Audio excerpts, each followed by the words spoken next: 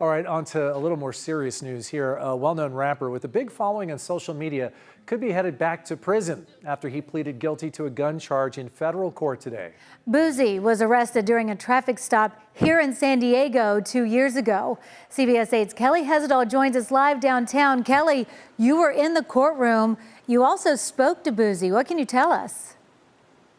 That's right, and his legal name is Torence Hatch. Now, a lot of times defendants don't really want to talk to us if they're still going through court proceedings, but he was fine with it. He says he accepts responsibility for what happened, and he's ready to move forward. I want to put it behind me. I want to get it behind me and get on with my life. You know, it's a lot of things this case has stopped me from doing, traveling all across the world, making.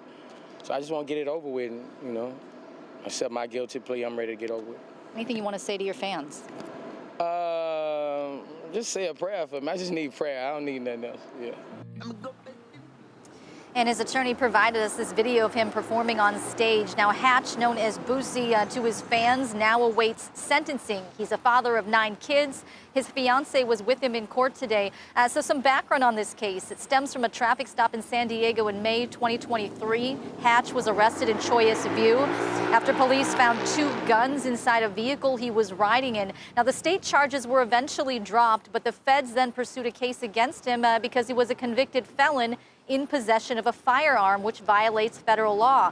Now, the 42-year-old rapper announced earlier this month on social media that he was going to take a plea deal.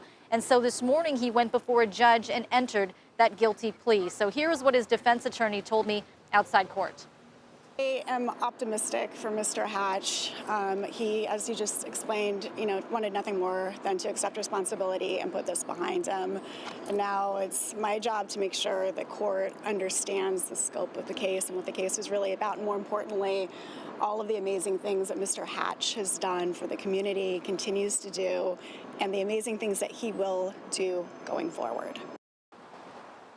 And Hatch currently lives in Atlanta. Now, he faces a maximum of 15 years behind bars. His defense attorney did not disclose any parts of the plea agreement or any details about it, but the judge made it very clear today, regardless of what's in that plea agreement, it is the sentencing judge who will have the final say. So the sentencing hearing is set for November 21st, which is just days after Hatch's birthday.